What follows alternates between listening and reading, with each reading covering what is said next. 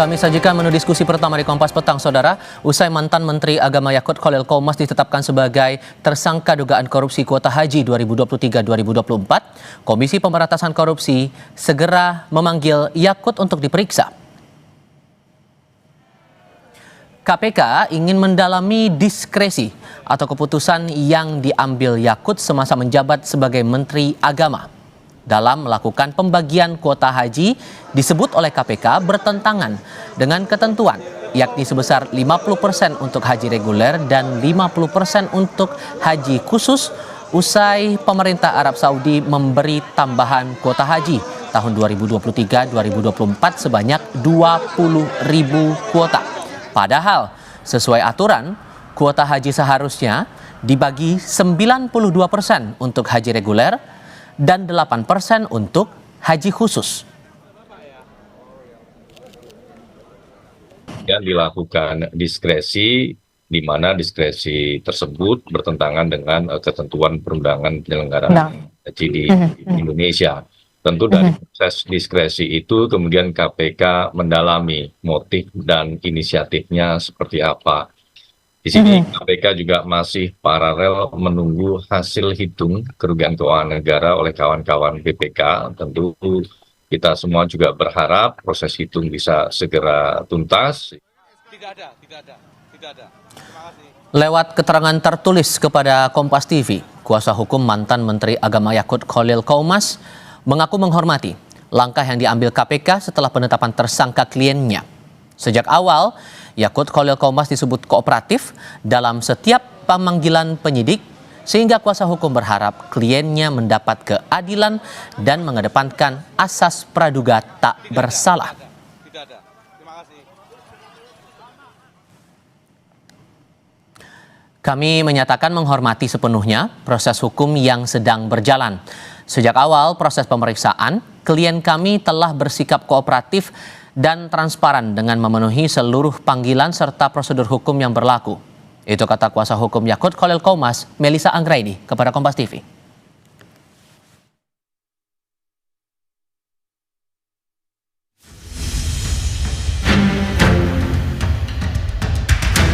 KPK telah menetapkan 2 orang sebagai tersangka. Yang pertama saudara YJQ selaku ex-Menteri Agama. Diusut sejak pertengahan tahun 2025, kemarin akhirnya KPK menetapkan Menteri Agama era Jokowi Yakut Khalil Qaumas dan staf khusus Yakut sebagai tersangka kasus dugaan korupsi kuota haji tahun 2023-2024. Dalam perkara ini, KPK menduga terdapat penyelewengan keputusan pembagian 20.000 kuota haji tambahan yang diberikan pemerintah Arab Saudi. Berdasarkan Undang-Undang Penyelenggaraan Haji dan Umroh, ditetapkan kuota haji khusus hanya mendapat jatah 8%, sementara 92% adalah milik kuota haji reguler. Namun justru kuota tambahan bagi haji khusus mencapai 50% atau setara 10.000 kuota. Mengapa kemudian ada dugaan aliran uang dari para PIHK atau Biro Travel? Karena Biro Travel ini kan kemudian kuota haji yang mereka kelola bertambah secara signifikan. Bertambah dari 8% menjadi 50%, bertambah 42% atau sekitar 8.400 kuota.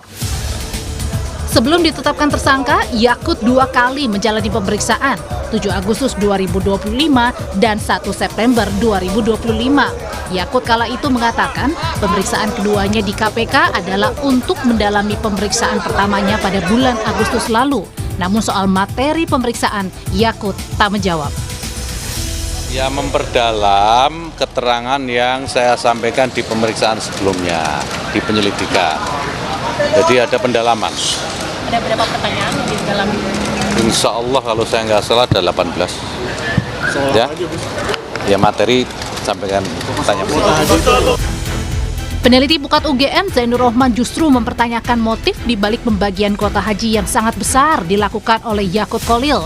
Apakah travel haji yang membeli kuota kepada Kementerian Agama atau justru kuota besar diberikan untuk mengakomodir pejabat pergi haji?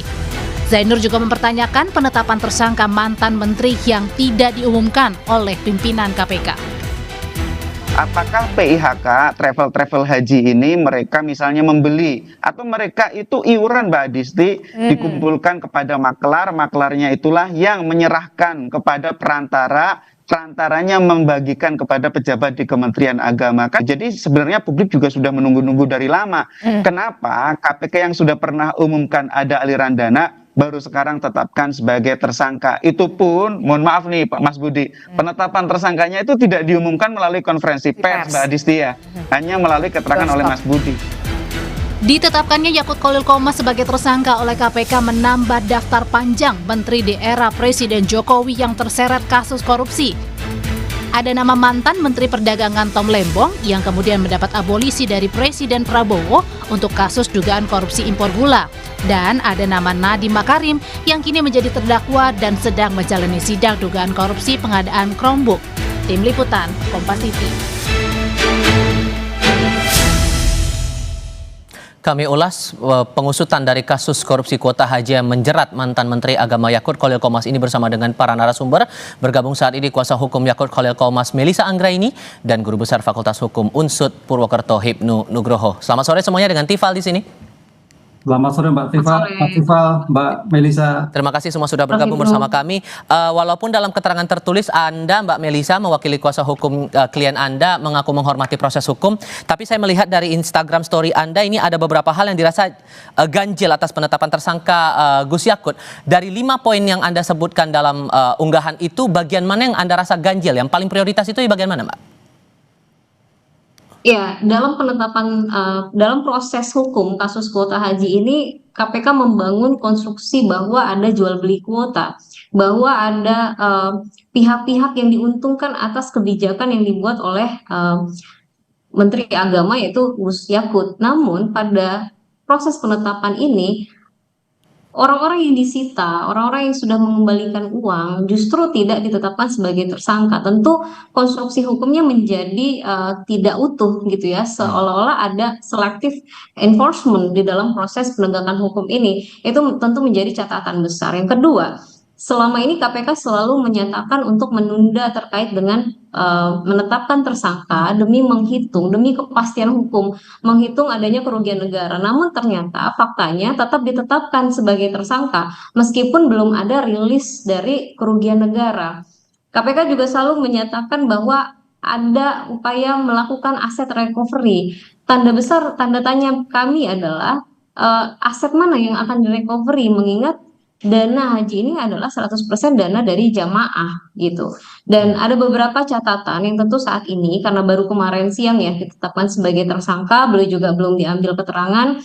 Tentu kami masih melakukan pendalaman terkait dengan proses hukum yang ada saat ini. Namun kami melihat ada konstruksi-konstruksi hukum yang kami cukup bingung ya terkait dengan kasus kuota haji ini. Yang paling membingungkan di bagian mana, Mbak? KPK juga ya, karena seperti yang tadi saya sampaikan, sejak awal konstruksi hukum yang dibangun oleh KPK, ini ada pihak-pihak yang diuntungkan atas kebijakan yang diambil oleh Gus Yakut. Disampaikan bahwa kebijakan itu melanggar hukum, padahal jelas ada pasal-pasal, ada pasal 9 dalam Undang-Undang Haji yang memberikan kewenangan atribusi kepada Menteri Agama untuk menetapkan kuota tambahan. Baik. Karena yang dipersoalkan kan adalah kuota tambahan yang sifatnya hadir belakangan dan harus disesuaikan dengan kapasitas di Mina yang tidak pernah bertambah, sementara jamaah ya bertambah dengan adanya kuota tambahan. Okay. Kemudian ada fakta-fakta yang juga tidak muncul bahwa sudah ada loh MOU dengan Saudi dan Indonesia terkait dengan kuota itu dicantumkan di dalam MOU itu. 50-50 itu ada di situ. Nah, berbagai bukti itu tentu kami sudah susun, nanti kita akan jadikan materi pembelaan dalam proses hukum lebih lanjut ini. Namun kami tentu sebagai siapapun yang ditetapkan sebagai tersangka mempunyai hak-hak hukum, kami masih wacanakan kira-kira langkah hukum apa yang perlu. Prof. Hipnu, sudah cukup terangkah penjelasan KPK soal status Yakut sebagai tersangka dalam perkara ini? Ya, kalau Sorry, ke Prof. Hipnu dulu ya. Silakan Prof. Ya. Kalau saya melihat dari berbagai media, tampaknya cukup jelas.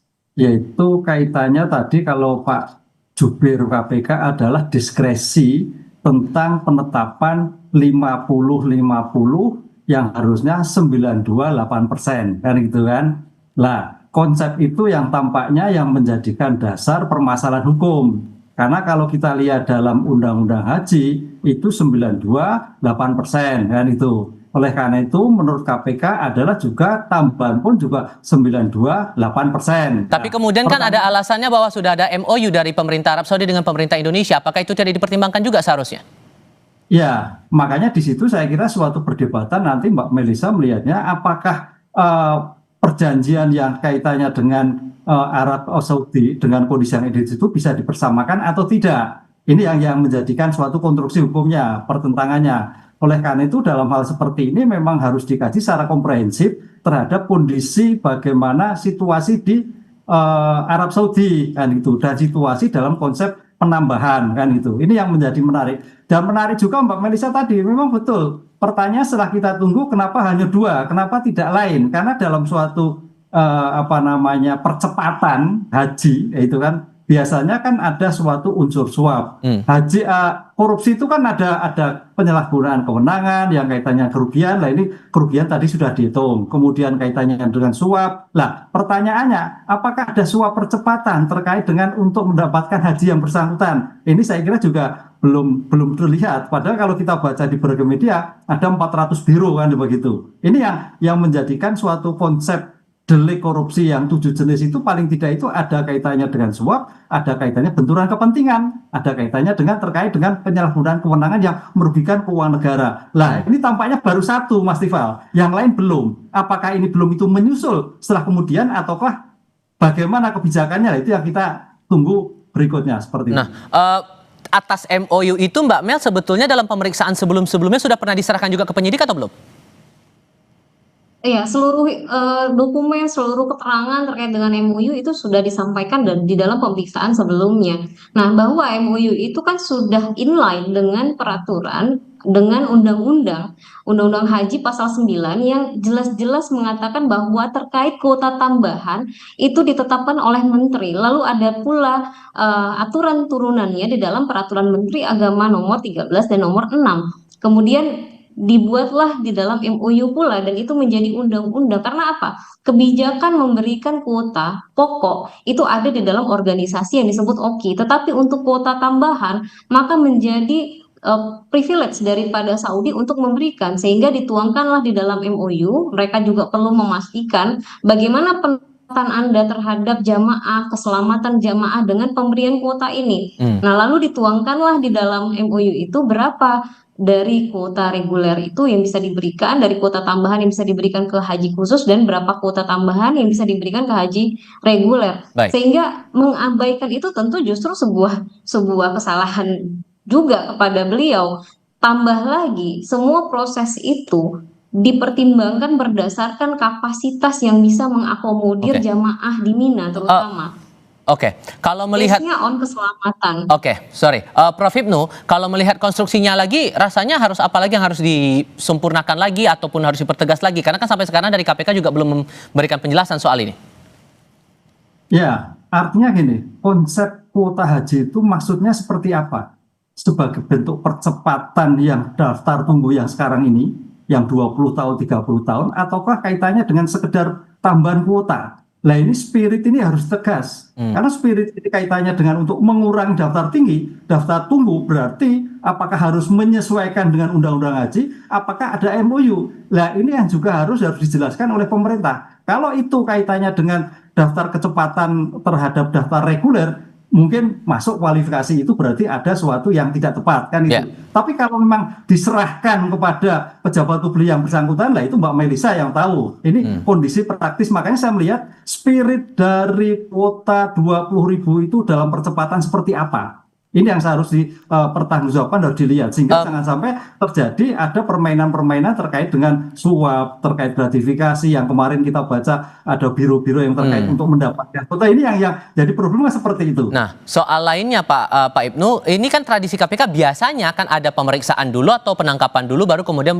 ditetapkan atau diumumkan ada yang tersangka dalam satu perkara. Nah, sekarang polanya justru pengumuman tersangka dulu dan belum ada penjelasan, dan ini bagian dari strategi saja atau gimana Anda melihat ini, Prof Ibnu?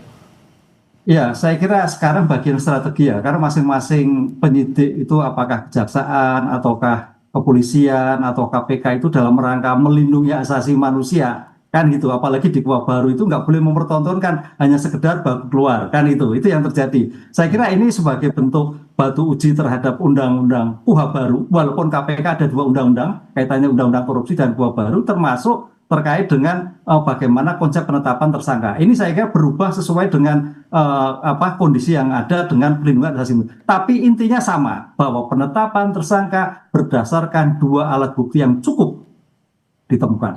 Oke. Sehingga saya bisa bilang bahwa dari pihak Gus Yakut keberatan dengan penetapan tersangka ini, Mbak Mel. Apakah akan pra-peradilan? Ya, tentu wacana itu sedang kami lakukan ya pendalaman kira-kira langkah hukum apa yang dilakukan. Tapi mungkin sedikit ya, Mas Tifal, terkait dengan kuota tambahan seperti yang tadi Prof. Vinu sampaikan, bahwa sepanjang sejarah di Indonesia paling tinggi kuota tambahan itu adalah 10.000, tidak pernah bisa lebih dari itu karena kapasitas di Mina terbatas, belum lagi kalau ada perbaikan. Tahun 2023, 8.000 kuota tambahan itu sudah kredit dan insiden luar biasa.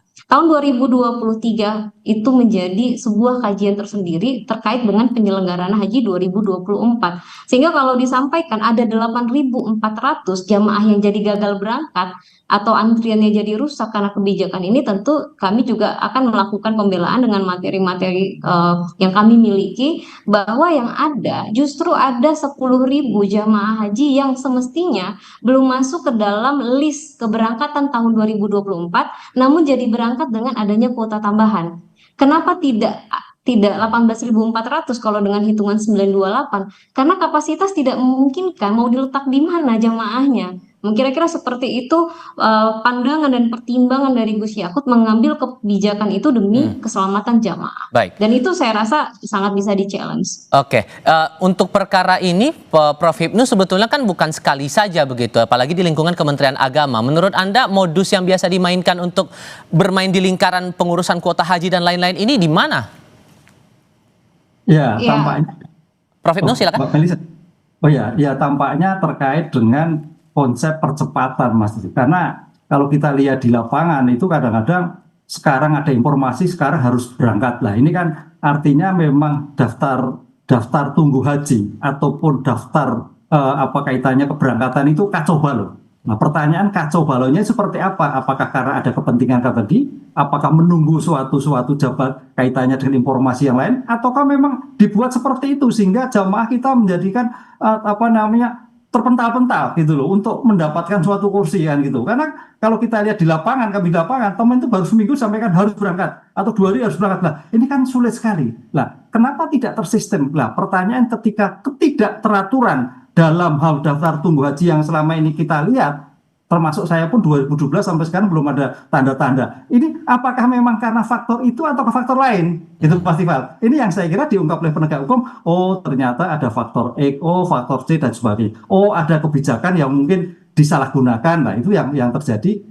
Mungkin seperti ini kalau kita lihat gitu. Oke, dan ini bukan satu nama saja ya Prof, di lingkaran mantan menteri di era Presiden Joko Widodo yang terjerat kasus korupsi, dan polanya menyasar menteri. Kalau saya lihat pola yang dimunculkan atau diusut oleh KPK belakangan ini memang bagian dari strategi menurut Anda, Prof. Hipnu?